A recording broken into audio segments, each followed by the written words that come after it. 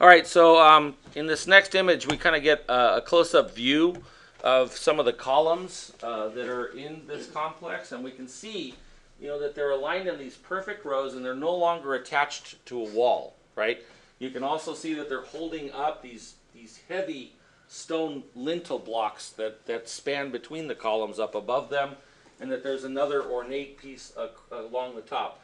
What you'll see is that this is going to become a predecessor to the Greek Doric temple. As a matter of fact, just the way that it sort of sits on these sort of simplified columns is really, really closely visually tied to the Greeks. All right. So looking at a different temple complex, the temple complex at Khans, and unfortunately this seems to be cropping the very bottom edge of it. So I'm going to have to, I don't know if I can slide this down or not. Yep, there it goes. All right, temple complex at Khans. So this is a cutaway view, and this is really a prototype for most of the Egyptian temples. Okay, it's got parts to it that become really portions that you guys should know about, that you will be quizzed about. The idea of a forecourt, right? The idea of a pylon. Now, we think of pylon, we think of maybe like a round column of sorts, right? But the word pylon, in referring to Egyptian temples, refers to this symmetrical wall that was at the front that had one entrance going through it. The wall carried with it messages, and so it was not something to be taken lightly, all right? The next thing that you come to, you go through the forecourt, you come through the pylons, you enter what's called the peristyle court. The peristyle court is a court that has a roofed area around the edge but is open to the sky in the center. And you'll see peristyle courts later in both Greek and Roman architecture. Leading from that, you come up some steps and you come to this next court that's called the hypostyle court. Now, a hypostyle court is this essentially a room full of columns that's completely enclosed. From there, you would follow this axial progression, the straight line path through this sequence of spaces, and you would come to Area 5, which was the sanctuary, and there's actually a boat in there. Right? When they uncovered this temple, they actually found a boat inside of it. And then finally at the back is the altar. There's all sorts of rooms on the sides that were used for storage, for things that were related to the religious sort of processes that occurred there. All right. Again. So another temple, the Temple of Thebes, contains the same thing. It's got the pylon, which is the entry facade. It's this big wall with a hole in it. It's got the peristyle court, the hypostyle court, and the sanctuary that comes in after it. So you see these sets of spaces repeated, okay, throughout the sort of arrangement of temples. So taking a look at a longitudinal, that is a lengthwise section. So imagine that I take this thing and I cut it through the center, right? And I look at it as a three-dimensional object. We see where the roofed areas are, where the open areas are, where there is more roofed area, and we get this idea of the space, right, slowly kind of being compressed as you go towards the back. So if you look at, imagine being in the front where you're open to the sky, then you squeeze down through an opening, and you enter a space that's enclosed. So there's this definition of walls. You are defining space, okay, but it's still open to the sky. So you're out in the open, so you're outside, you go through the portal, you come into this courtyard that's defined but still open to the sky. Then you come up steps and you enter the hypostyle court. Okay? Hypostyle court is, again, compressing compared to what you're experiencing outside of it. It's a technique that later Frank Lloyd Wright would employ in his buildings, this idea of compression of space and the release and expansion of space. Okay? One of the interesting things to know about the hypostyle and peristyle court is that they were intended to contrast with each other. The hypostyle court, the intent is that it was open to these bright blue skies that you see in the desert. Okay? But when you would enter the hypostyle court, it was actually painted in a dark, dark color with stars. So this was supposed to represent one part of the sky and nature, and this was supposed to represent the night sky and nature. Okay? These rooms, the hypostyle courts, were kind of unusual because they were completely filled with columns. So basically you were walking between this room, imagine this room just completely full of columns, and you're walking between it. Okay? Then you get back to where the sacred boat was located, and then the altar was at the very back. It is the most compressed of the spaces. So imagine this idea of slowly increasing the level of enclosure and the definition of space, right? The ritual act of a sacrifice, and then the slow release back out into the open. There's an architectural sort of device and thought to that, right? That shows a level of sophistication that you don't find in other places, like, for example, Stonehenge, which was just a ritual center. Okay? So the Temple of Karnak shows, again, there's the pylon up at the front with the entry going through it. It's important to note that this idea of this wall composed of two towers with a central entry would become what almost all of our cathedrals and our mission churches would be based on. Almost all of them have these two towers on the side with this axial opening in the center that leads you to the nave. And here you see it occurring, 4,000 years before that. The peristyle court, this is an actual view of the peristyle court. So the portion that would be covered would be on the outside of the columns. The center part here would be open to the sky. This gives you kind of an idea of what the hypostyle court was like.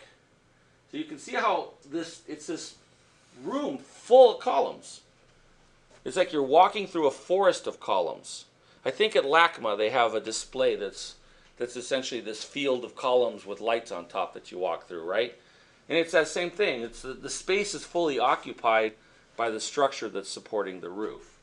And here you see kind of the altarpiece at the very back of that, beyond the sanctuary. We already sort of talked about this, but this is the sort of frontal view. These are two different temples here, but you see this symmetrical arrangement with that central opening in the center, right? That demarcates, this is the entrance. This is where you come to it. You see the arrangement of these sort of miniature animal-like, not miniature because they're huge, right? But they're like, think of them as mini sphinxes of sorts. They were on both sides of the entrance to the temple. Some of the temples actually had statues and then smaller statues. Again, some of them were decorated and had this sort of writing with a lot of sort of messages that would be put on the face of the building. All right, another shot of the interior as it exists today. These are the columns that are in one of the hypostyle courts, and you can see that they've got carvings all over them. All right, you can see that they're literally very richly carved, and they, in their original state, were very colorfully painted. All right, here is the back sanctuary, and again, one singular view of the hypostyle court that we were looking at, and you can see that the carvings that we were just talking about, right, how they made, this is an artist's rendition of how it might have been painted. An actual view of the hypostyle court at Karnak. And you can see how closely spaced the columns are to each other. All right, and so now we move up into that upper area, right, in the Nubian desert, which is where this last complex that we'll look at called the Temple of Abu Simbel. Okay, and here you see a really beautiful shot of the thing at night. You get an idea of the large statues and the smaller statues and a various set of effigies that are located in here. I believe this is the complex that was used in Transformers 2, I think it was, right? And where they kind of go to the back of this thing. As I mentioned earlier, this thing was originally cut into the side of a mountain. Right? It was cut into the side of a limestone mountain.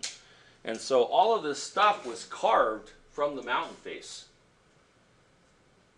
So it was essentially a subtractive process of taking a lump of mountain and removing away from it to kind of create these pieces, and then tunneling back to create a series of rooms on an axial arrangement, so a straight line path, right, that would help to organize that.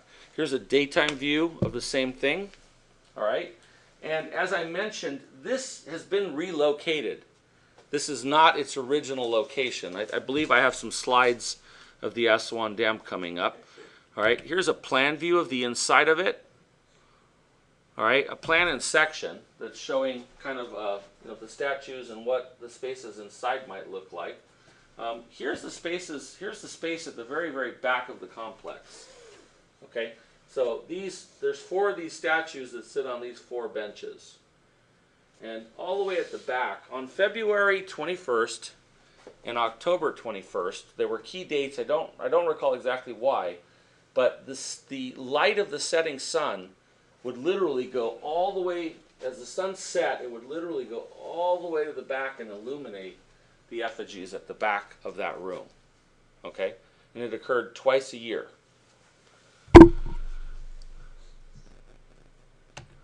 Here's kind of an interior image, and you can just see how far back what we were looking at, the illumination of the sun at the back, that's it back there.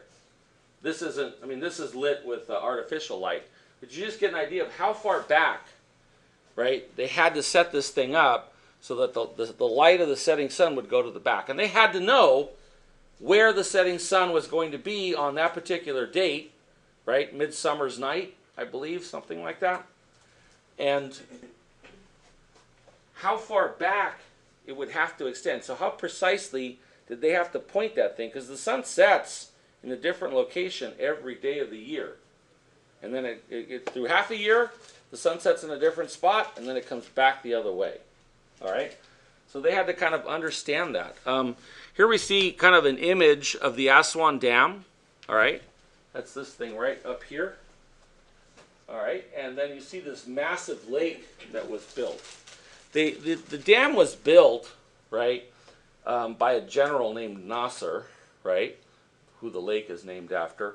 And the purpose of the dam was to control the Nile flood so that the land downhill would be more usable, that the land downriver would be more usable. And so when they proposed building this Aswan Dam, there were several complexes that would have been essentially inundated by it. And so there was an outcry, a global outcry of the sort of loss of these temples. And so the global community actually put money together to take the things apart and move them upriver and relocate them to another location. And here you see part of that relocation. It occurred in the 60s. Okay, and you can see that they took the pieces very carefully apart, shipped them to another location, found another mountain, dug the mountain out, and put this thing up in the front of it. All right. All right. So I'll stop it here. We're almost done with the slides.